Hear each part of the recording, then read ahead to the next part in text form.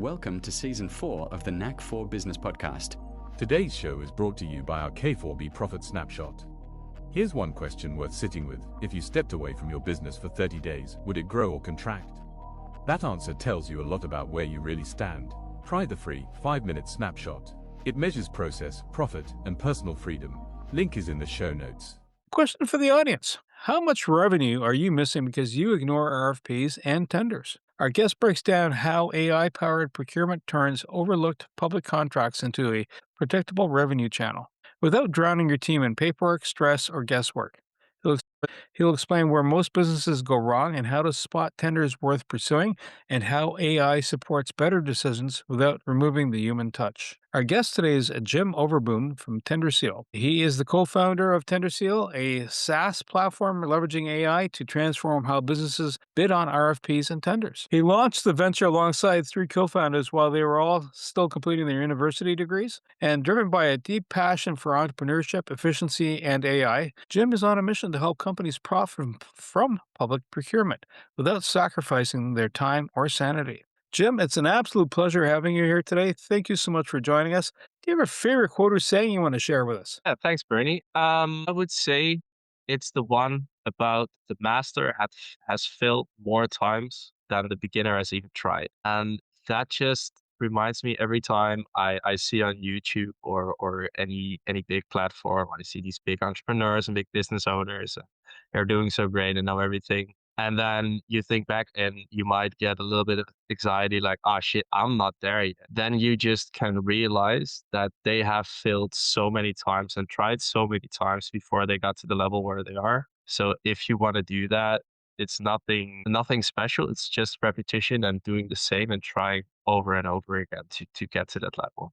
Just give some mental freedom. So, from your background in university, you were studying mechanical engineering, and that's not where you are now because mechanical engineering and computer sciences are 2 different birds. What spun you in that direction? What brought you into SaaS, software as a service? Yeah, so during my college in mechanical engineering, first of all, I love to study with all the nature science and the calculations and the machines. And at the core, I wanted to do it because it helps people. And I fell back on entrepreneurship. I fell in love with entrepreneurship, and ChatGPT came out.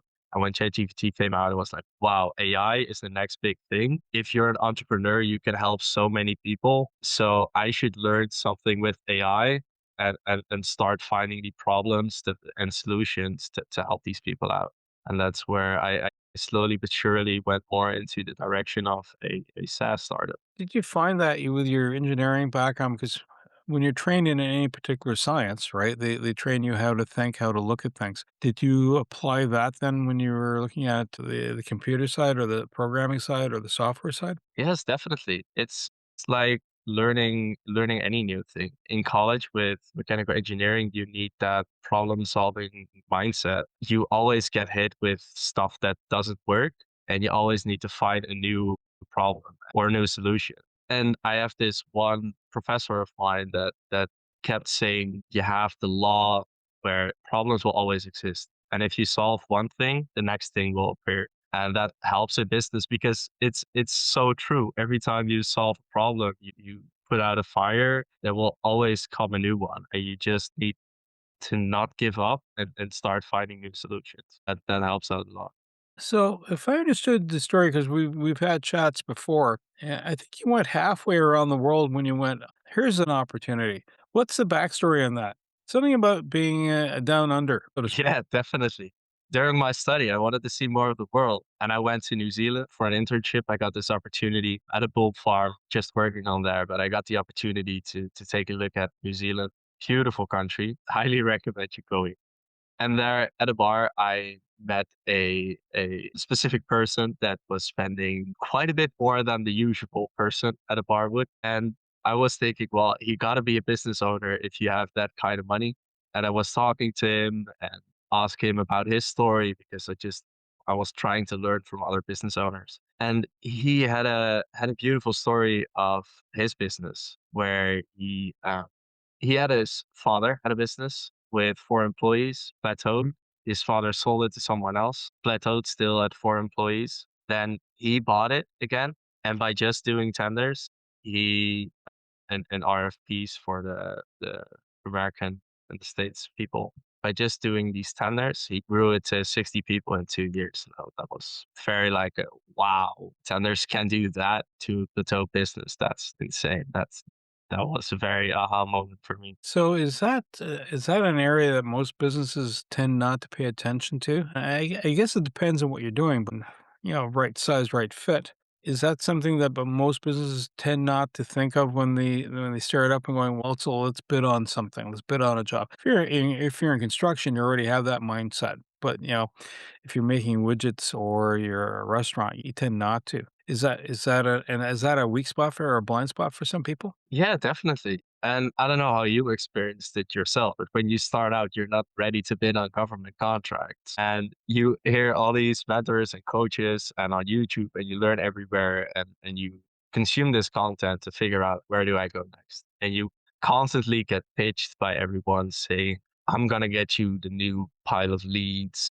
I'm going to do sales for you. I'm going to do this. I'm going to do that. Content is the new big thing. You get all these pitches, but no one talks about the potential of public contracting, because it's a bit tricky if you don't do it right, and it can take up a lot of time, but no one is talk about it. And many people that could benefit from public tendering have no idea that it's even an option.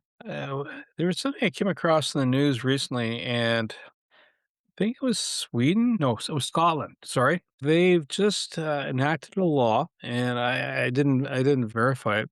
But if they're procuring something, it has to be community first. In other words, if it's in country, that's kind of a rule. Is that what you're talking about when there's like so a government contract? Are there kind of things to be mindful of to qualify? Because some people might go, they might have they might think they might not be good enough, almost like imposter syndrome, right? It might not be good enough, and where they truly are. Is that something that your software kind of deals with? And like, are you a fit for an RFP? It does as well. So with our software, you analyze tenders and RFPs and the requirements. But before you start thinking about RFPs and tenders, I would also recommend going and doing your research on the country's statistics and on the country's regulations. Because as you said, many times these governments want local entities and want to support local businesses. So it might not be beneficial for you. I just did some research a couple weeks ago about an Indian company that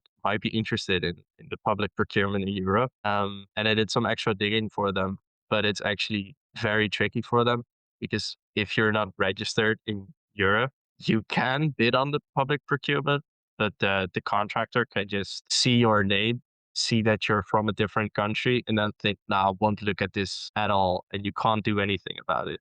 They can choose to let you participate in the bid, but without any valid reason, they can also just turn you down, and you would just be wasting so much time.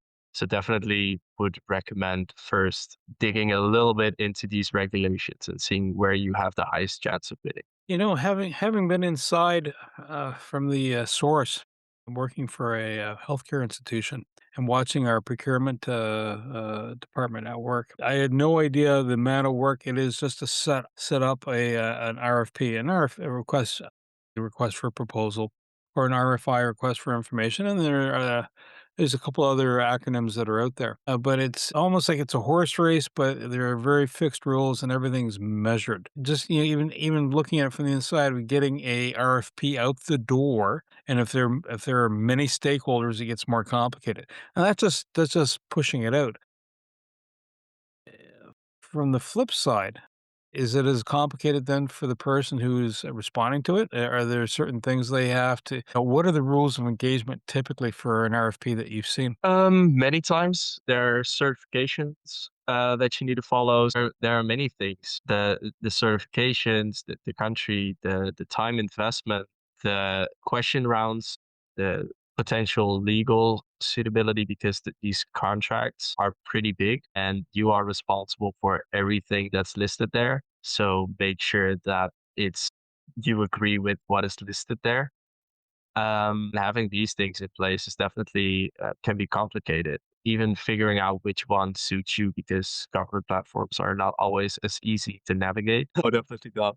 And sometimes they don't. What I hear from people with tenders, if you want to bid on a couple different tenders, like they on the pushing it outside, they don't think about other work that you have to do, as if you have all the time in the world to just respond on this tender, take the time to read everything, analyze it, create your proposal, create the questions. Then after you get the questions, immediately adjust your proposal. And sometimes that means very tight deadlines. And these deadlines are concrete. Like if you're 1 minute afterwards, they won't look at your proposal at all. And that can sometimes make it a little bit more complicated and take some sanity away from you on the evenings. Yep. The one thing I noticed, for the restrictions, like the 1 minute later, the deadline was at, say, 8 a.m. on a given date, at this location, and you're at 8:02. No, it's done. And I used to think, well, that's kind of odd. What would make the difference? And because it's a race, right? If there's someone else competing, they'll go not fair, and then starts litigation. No one wants litigation because, hey, you aren't getting the RFP done, and money's being spent for something that is not going to be generating more money. It's probably going to be a loss embedded in there. So your platform then helps identify these things. Make sure there's a good fit. You have capacity, capacity, qualified product.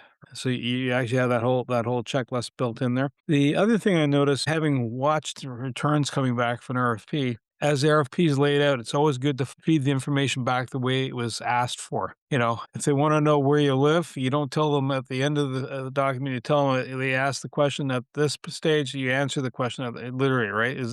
Does your software help guide the person through that? Going, I throw all the information into the cookie batter thing and make me a cookie, and the chocolate chip should be on the top.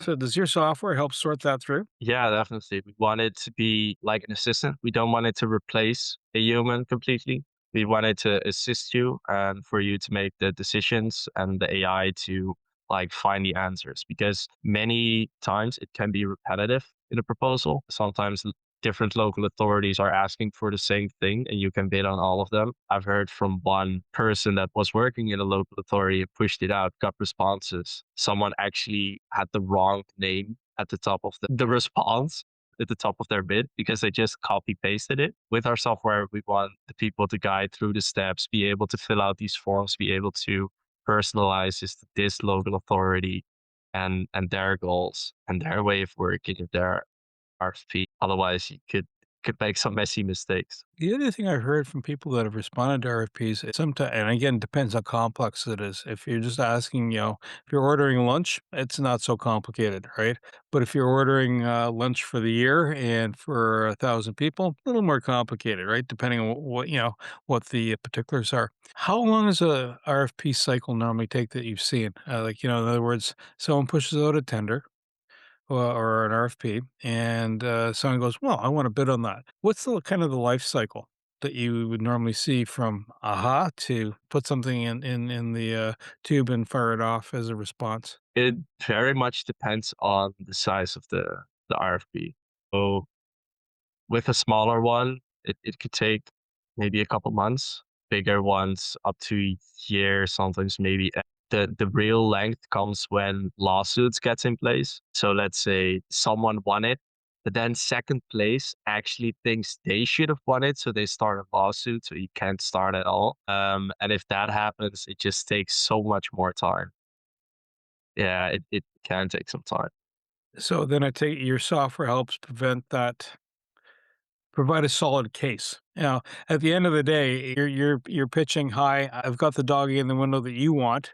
And it's not necessarily always by price, but it can be quality price. It could be a weighted responses, right? And so, does your software then say, "Hey, listen, you were about to respond to an RFP. You have a really good, strong response, really good, strong capacity in one area, but it's only worth 5% of the overall scoring, and you need to bolster the primary one that might have a 25% weight. But right now, you're kind of weak in that space, which means you think yours is premium, but it's lacking in a complete apple to apple comparison. Is that something your software also helps the person to kind of figure out? Going, okay, this area you need to bolster? And if they don't have adequate enough, do they stop there or do they work on it? What's kind of the Yeah, path? that's one of the things on our roadmap where it can help you with the police qualification criteria. And they say you get 20% for this sustainability report, or you get 40% on price, and you get the other 40% on just general quality. And it's divided in all of these scores. AI should understand your proposal and make sure that you write it in a way that you get the most of those points. And what I see so far is that the points are made in the nuances. So sometimes a tenderer says, we want XYZ, but then you know that they actually want this other thing, which could help you raise your prices. But because you address the thing they want, you score higher on the quality. And that way you get away with charging at higher prices. So the AI is going to be able to help you understand your bid and analyzes that with the tendered RFP that's been pushed out, and then see where are the nuances, where did the questions go, where is it unclear, where are you still losing these points. You built this is I mean, I've lived through it from one end of the spectrum and going, oh my gosh, and I know why. I'm going to ask one more question about RFPs, but kind of before I move on, a lot of it is it's a yes or a no, right? And a yes or a no, and then weighted, like is the yes really strong, et cetera. Like I can supply you 5 widgets a day, and someone else can do 100 widgets a day, and it's high volume capacity. So obviously that's and objective. Is there elements that are subjective that it's almost dependent on the actual end user, the stakeholder or stakeholders, where something it's not totally measurable? Do you ever find that that is another element inside an RFP, or is that all totally removed? Say once you make it as objective as possible, everything is laid out with metrics and scores and everything like that. But many RFPs or tenders also have a case. So you have to go to the location of the buyer, you pitch yourself, they give you a case, you have a little bit of time to think about it, and then you need to tell you how would you solve this problem? How would you deal with this particular scenario? And then you explain what you're gonna do, what your company does, and how you're the perfect fit to solve this solution or solve this problem. And there's some people grading you on that, on how good are you doing this. This is fairly subjective. Wow. So is that part of the process? You help coach them through it, or do you bring an outside help to going, okay, you're, you're you've kind of got step one, step two, and three are coming up, and step two, you need someone to help you because there's some people that are really good at what they do, but they're not good at explaining it. Well, I mean, I've talked to several individuals going, this person's a tech, that person's a finance person, and if I speak tech to the finance person, it's like eyes glaze over, right? And so either you have an intermediary to do the pitch, or you find someone that coaches you on how to, express it in terms that for the audience that's going to be making that a subjective decision.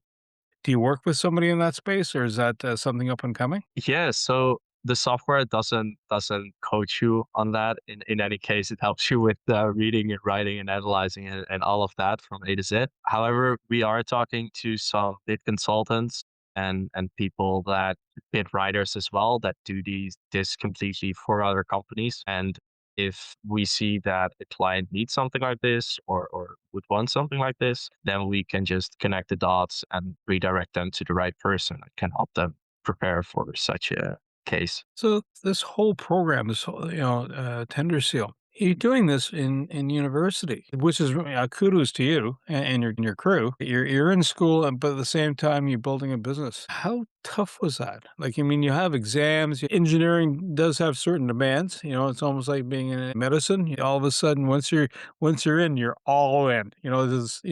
Yeah, you like the party, but you can't do that too much without losing ground, right? How did you manage to kind of balance that out so you could bring it into play? So at the beginning of college, I did still have quite some free time. And that's where I started to look at these ChatGPT and entrepreneurship and tried learning that. Did it on the side. It was difficult to separate your focus like that because during the day you're in college with all of your friends and it's just like the same old, same old. Everyone has their same thing.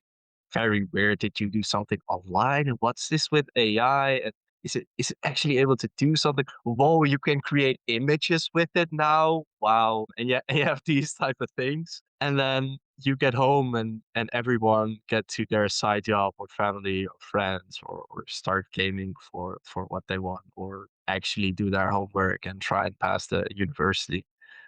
Sometimes that happens as well. And you get to work on your side business. You hop on a call, you start learning, you get to client calls, and on weekends, you actually have to say no to some events and work on the Saturdays and the Sundays. And maybe your family wants to go here or there. That's like, yeah, that's great, but kind of still need to finish this because tomorrow I have a deadline and the rest of the week I worked on the business. So it can be difficult. And the more I reached the later stages of my college, the more time it took with graduating. It became more difficult and I needed to put in quite a bit more time. That's where mechanical engineering actually got its name.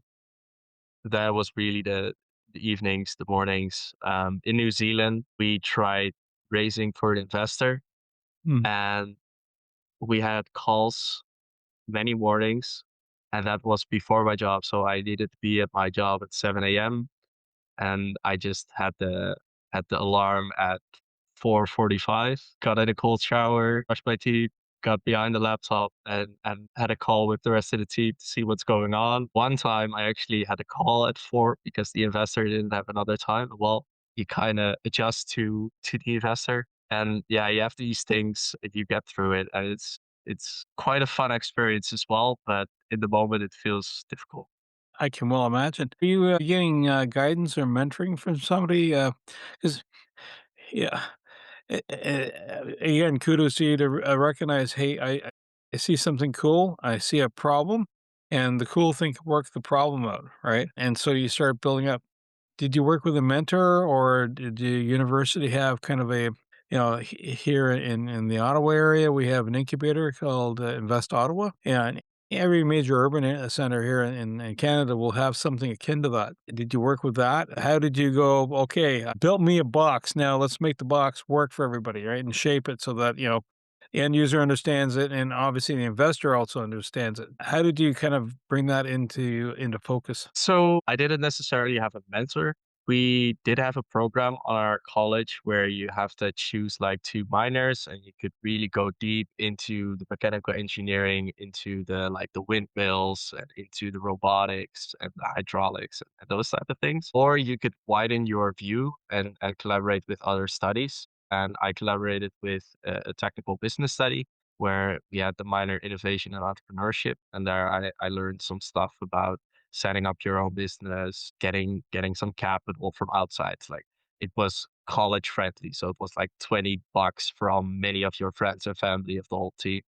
And then try and actually make a product, sell the product, and get a positive ROI for your investors. That's where you learn some of the bits and pieces. Other than that, it was many times trial and error. YouTube, you can learn a lot on YouTube. And of course, the people you meet along the way, like the meetings with you, the meetings with other people, people more in the tendering field. We have some partners and clients, and they believe in the product. They see young entrepreneur and think like, wow, what did I when I was that age? That I should help this kid, should be good. And you get a lot of advice from people, and that helps out. Plus, I didn't do it alone, so that helps out a lot as well. One of the other areas that I hear chats with when you're involved in a company with multiple entities and everybody has a stake in there, whether it's sweat equity or funding or a mix of that. How did you structure your legal? Are you here in Canada? You can create a company, and then you can create a company and get incorporated, and then either provincially or federally.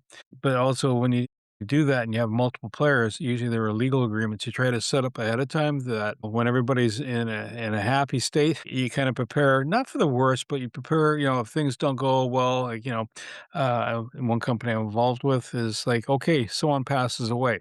what happens to the shares? And, that's a case in point, does it go to the family, and does the family now have a say in how the business is run, or they just have the shares, but they don't have a say in the these are little nuances, right?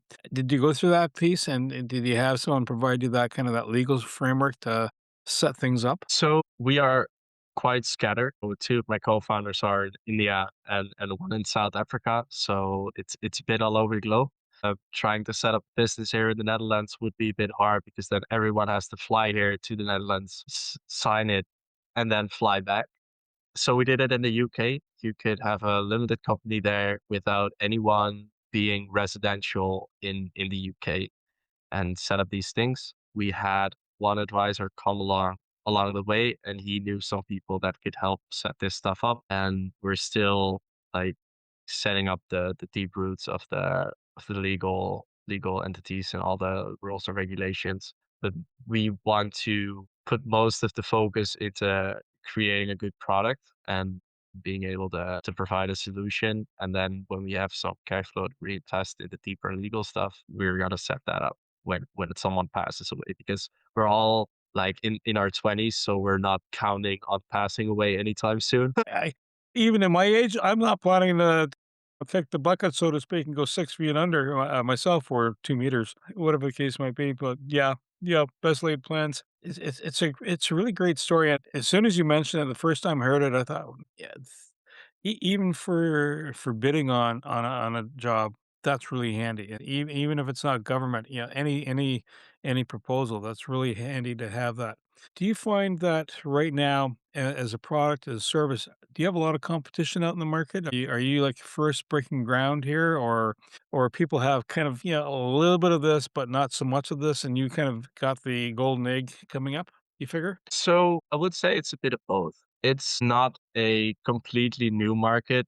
People try to assist the bidding process for a while already before AI was even a thing. And of course, there's competition like any market. You should have competition because then you know there is an actual market for it. So we were actually quite happy to see that there was some competition. Yes, there are some other companies that try and do this, but you always try to make your own twist, and we really try to integrate AI more. So what we see so far is it's usually content libraries where you can easily, like if you have a bid and you have your checklist, you can copy paste from past proposals because questions come back and it's repetitive, and you can just manage all of that fairly easy and save some time there instead of trying to search for everything manually yourself and then open 14 different PDFs on your browsers, like try and scroll to them, control F, do everything like that. So it already helps save some time. But with AI, it's very good at reading and writing. You want to make it even more personalized, more specific for each tender, and less manual work. Would you say then that even though you're leveraging AI to refine the product and put things in the right place, you still have to read the document, right? Prior to hitting the send button or mailing it in? Definitely. Like there's still some human work involved. You still need to decide. The AI can do all these eligibility checks for you, do all the analysis, analytics, and everything. But some key information, you still need to go to the source and just look at it yourself. And you still need to decide, do we want to go for it or don't we want to go for it?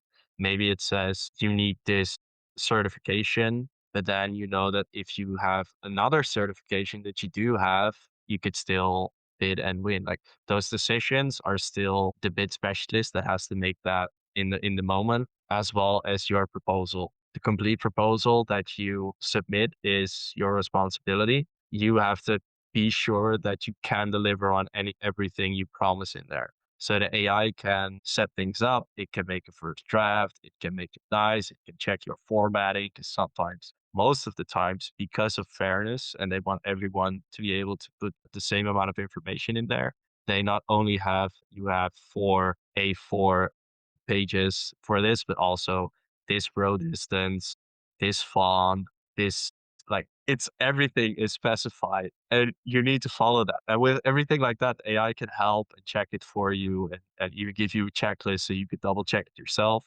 But with the proposal itself saying we are gonna do XYZ for this price, you still need to make sure that you can deliver that. That's your responsibility. So if you're helping them build the RFP and let's say they're successful, does your platform then kind of hand it over to another element to say, okay, because it could be ramping up production. Even if you're not bidding to the government, let's say you're a major chain store, and pick one in Europe, something that's massive, and all of a sudden you're making this really incredible chocolate bar, and they go, "We like that," and then all of a sudden their taste tests go. Everybody likes that. I want 1,000,000 units, and you're pushing out maybe 100 a week, right? 1,000,000 units in a month. There's a bit of a distortion of reality that's happening. Is there something that obviously you address that in the RFP, right? What's your capacity? Is that something then you kind of work with? Hey, it's within capacity, but you're not running at full tilt yet. Sort of like you're driving a car at 20 kilometers an hour. Now you have to do 200 kilometers an hour.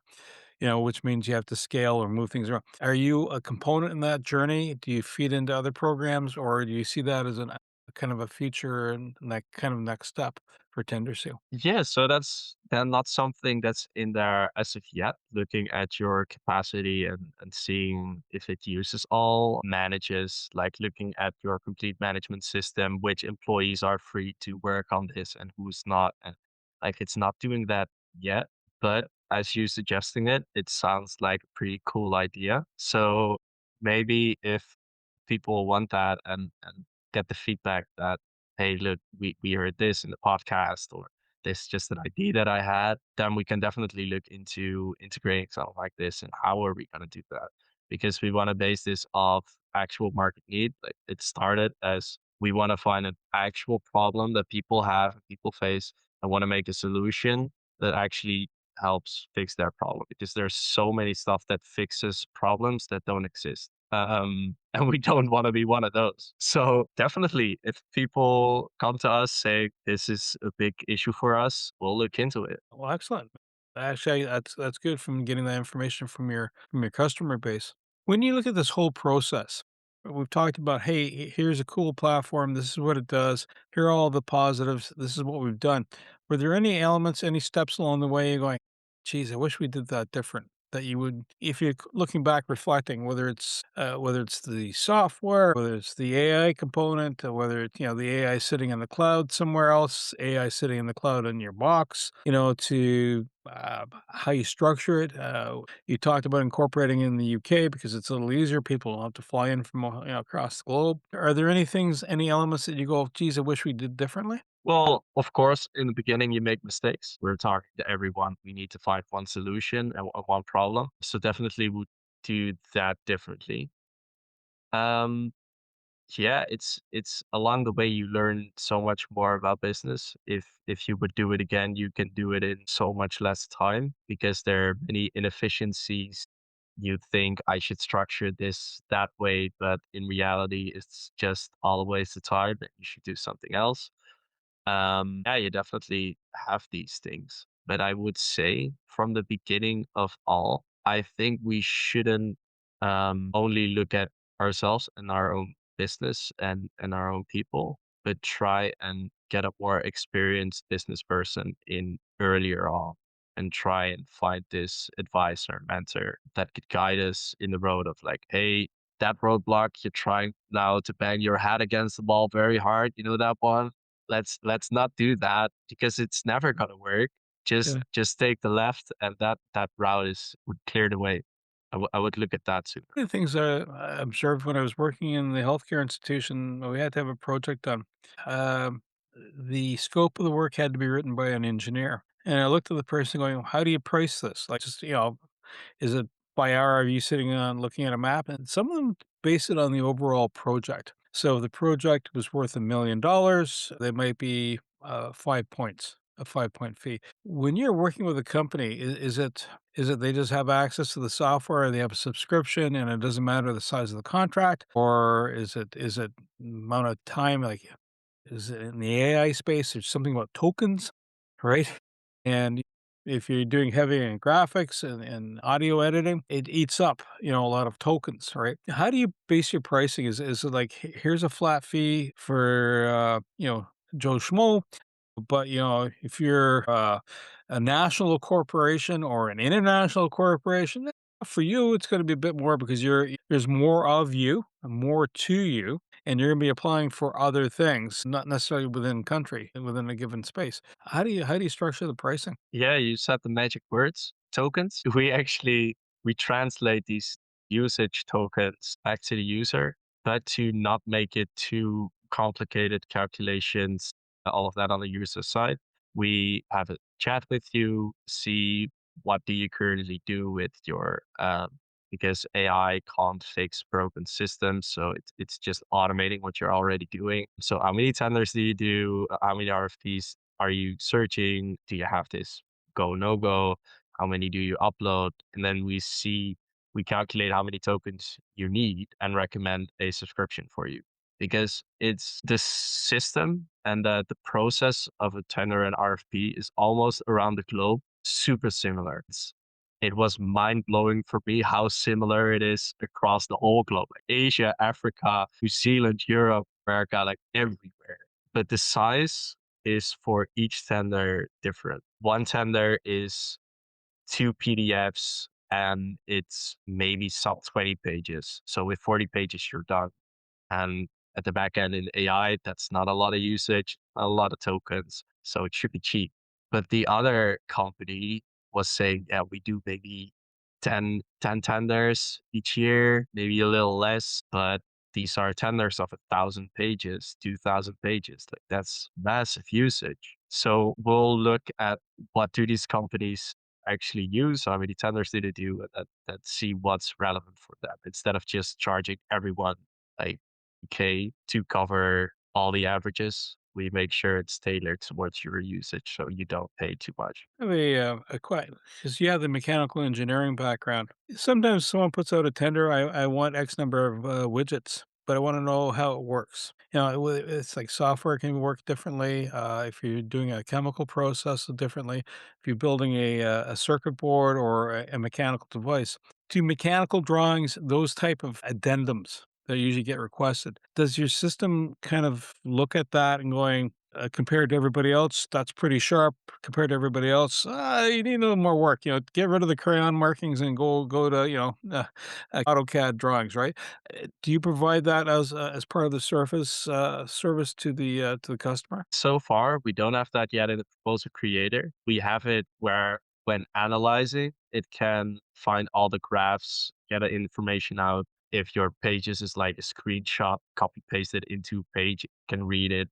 And the images, it can see drawings, it can understand, but it doesn't yet recommend you on, hey, your drawing kind of sucks, or this is top notch. It's not based on that yet because it doesn't have that context on it with different drawings, and it doesn't have the context on this makes a good drawing, this makes a bad drawing. You should train the model on that first. So if someone uses this platform, the ROI is it just money or is it time or is time and money and accuracy? Where is the return on investment for someone to do this? Again, having lived at one end of the spectrum, going, oh my gosh, oh my gosh, oh my gosh, how do you guys do this every day in and out, yeah, and not get paper cuts, all over the place, right?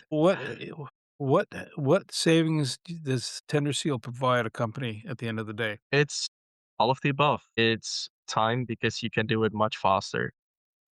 It's money because you spend less time and that saves quite a bit of money. And with the management system we want to integrate, you also don't have to have 5 different softwares and then get it from there and get it from there. Ask your coworker to ask their boss to send that document over to you. And it's accuracy as well, because if you have to read 300 pages, you might not know if this one screw has to be 12 millimeters or if it has to be 16 millimeters. Like, it's very possible you would not still know how many millimeters this one screw needs to be.